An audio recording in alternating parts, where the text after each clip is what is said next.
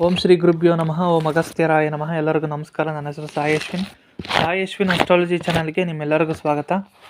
2025 ವರ್ಷಫಲ ನೋಡ್ತಾ ಇದ್ವಿ. 2025 ಹೇಗಿದೆ ಕುಂಭರಾಶಿಯವರಿಗೆ?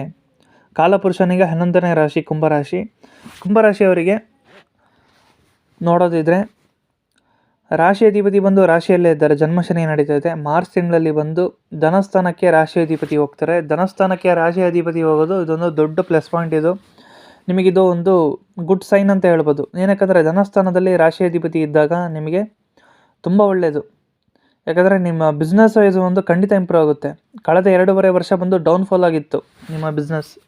ಸೊ ಈ ವರ್ಷ ಬಂದು ನಿಮಗೆ ಈ 2.5 ವರ್ಷ ಬಂದು ನಿಮಗೆ ಶನಿ ಬಂದು ಖಂಡಿತ ತುಂಬ ಸಪೋರ್ಟಿವ್ ಆಗಿರುತ್ತಾರೆ. ಸಪೋರ್ಟಿವ್ ಪ್ಲಾನೆಟೇ ನಿಮಗೆ ಶನಿ ಭಗವಾನ್, ಯಾಕಂದರೆ ರಾಶಿ ಅಧಿಪತಿಯವರು. ಸೊ ಈ ವರ್ಷ ನಿಮಗೆ ತುಂಬ ಲಾಭವಾಗಿರುತ್ತೆ. ಅದೇ ರೀತಿ ಪಂಚಮ ಸ್ಥಾನದಲ್ಲಿ ಗುರು ಇರೋದ್ರಿಂದ ಪೂರ್ವ ಪುಣ್ಯಸ್ಥಾನ, ನಿಮ್ಮ ಪುಣ್ಯದ ಫಲವನ್ನು ನೀವು ಪಡ್ಕೊತೀರ. ಎಷ್ಟು ನೀವು ದಾನ ಧರ್ಮಗಳು ಮಾಡಿರ್ತೀರ ಅದರದ ಒಂದು ಫಲವನ್ನು ನೀವು ಖಂಡಿತ ಪಡಿತೀರ. ಗುರು ದಶೆ ಏನಾದ್ರು ಬಂದು ನಿಮಗೆ 5ನೇ ಸ್ಥಾನದಲ್ಲಿ ಗುರು ಇದ್ದಾಗ ಇದು ನಿಮಗೆ ಒಂದು ಒಳ್ಳೆಯ ವಿಚಾರ. ಸೊ ರಾಶಿಯಲ್ಲೇ ನಿಮಗೆ ರಾಹು ಬರ್ತಾರೆ.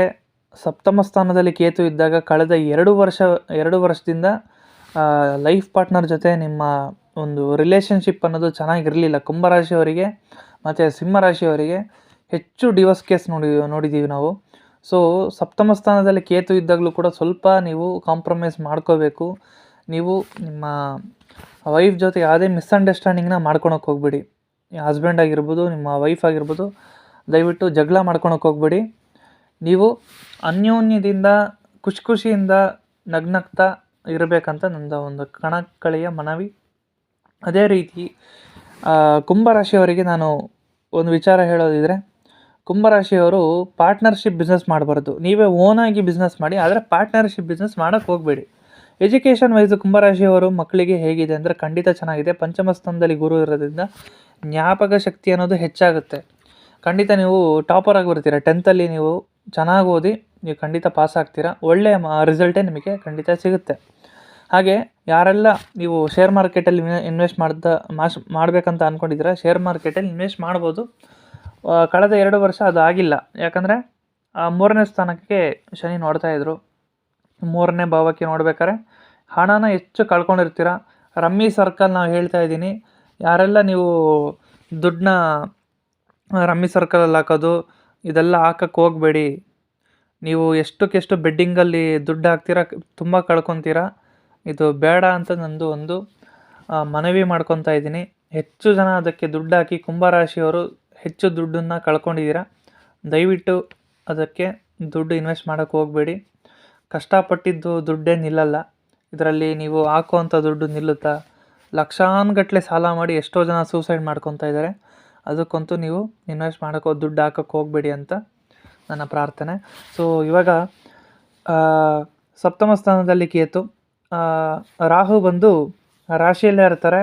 9ನೇ ದೃಷ್ಟಿಯಿಂದ ಗುರು ಬಂದು ರಾಹುನ ನೋಡೋದ್ರಿಂದ ನಿಮ್ಮ ಪೂರ್ವಜರ ದೋಷ ಏನೇ ಇದೆ ಖಂಡಿತ ಇದು ಈ ವರ್ಷ ಬಗೆಹರಿಯುತ್ತೆ. ನೀವೇನಾದರೂ ಗಯಾ, ರಾಮೇಶ್ವರಂ ಅಥವಾ ಇನ್ನೂ ಯಾವ್ದಾದ್ರು ಒಂದು ಪುಣ್ಯಕ್ಷೇತ್ರಕ್ಕೆ, ಕಾಶಿ ಇರ್ಬೋದು, ಅಲ್ಲಿಗೆ ಹೋಗಿ ನೀವೇನಾದರೂ ತಿಥಿ ದರ್ಪಣ ಕಾರ್ಯವನ್ನು ಅಮಾವಾಸ್ಯೆ ಟೈಮಲ್ಲಿ ನೀವೇನಾದ್ರು ಮಾಡಿದ್ರೆ ನಿಮ್ಮ ಪೂರ್ವಜರ ದೋಷ ಖಂಡಿತ 100% ಇದು ನಿವರ್ತಿ ಆಗುತ್ತೆ.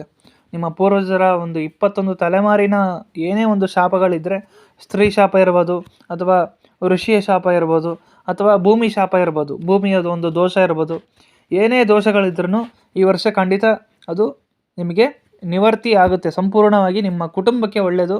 ನೀವು ಖಂಡಿತ ಕೇರಳದಲ್ಲಿ ಒಂದು ದೇವಸ್ಥಾನ ಇದೆ, ಪರಶುರಾಮರ ದೇವಸ್ಥಾನ, ಅಲ್ಲಿ ಹೋಗಿ ನೀವು ಅಮಾವಾಸ್ಯೆ ಟೈಮಲ್ಲಿ ನೀವು ತಿಥಿ ದರ್ಪಣ ಕಾರ್ಯವನ್ನು ಮಾಡಿದ್ರೆ ಖಂಡಿತ ನಿಮಗೆ ಒಳ್ಳೆಯದಾಗುತ್ತೆ.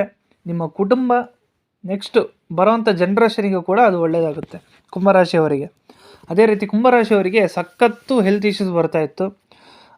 ಕೆಲಸದ ವಿಚಾರದಲ್ಲಿ ನೋಡೋದಿದ್ರೆ 10 ಜನದ ಕೆಲಸ ಇವರೊಬ್ಬರೇ ವಹಿಸ್ಕೊಂಡು ಇವರು ತಲೆ ಮೇಲೆ ಹಾಕೊಂಡು ಮಾಡ್ತಾಯಿದ್ರು.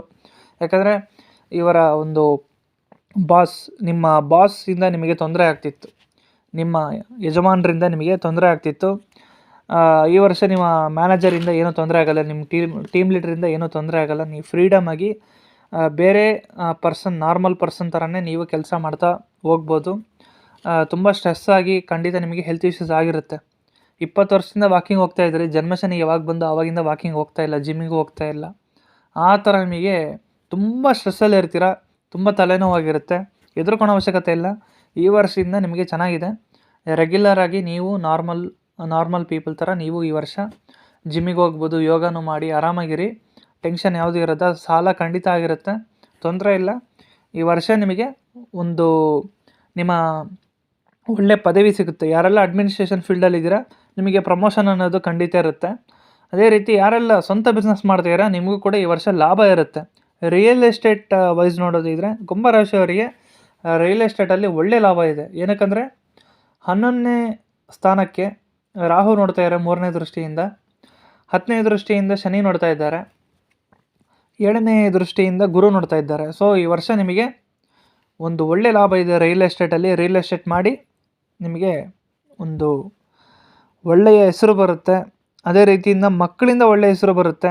ಹಾಗೆ ನೀವು ಮಾಡೋವಂಥ ಕೆಲಸ ಏನಂದರೆ ನೇತ್ರದಾನ ಮಾಡೋದು ತುಂಬ ಒಳ್ಳೆಯದು. ವೃದ್ಧಾಶ್ರಮಕ್ಕೆ ನೀವು ಊಟ ಹಾಕೋದು ತುಂಬ ಒಳ್ಳೆಯದು. ಎಷ್ಟು ಅನ್ನದಾನ ಮಾಡ್ತೀರೋ ನಿಮಗೆ ಅಷ್ಟು ಒಳ್ಳೆಯದು. ಶನಿ ಭಗವಾನ್ ಬಂದು ಅಷ್ಟೇ ನಿಮಗೆ ಒಳ್ಳೇದು ಮಾಡ್ತಾರೆ. ಹಾಗೆ ಇಷ್ಟನ್ನೇ ಹೇಳ್ತಾ ನನ್ನ ಮಾತನ್ನು ಮುಗಿಸ್ತೀನಿ. ಧನ್ಯವಾದಗಳು. ಕುಂಭರಾಶಿಯವರು ಈ ವರ್ಷ ನಿಮಗೆ ಅದ್ಭುತವಾಗಿದೆ. Thank you.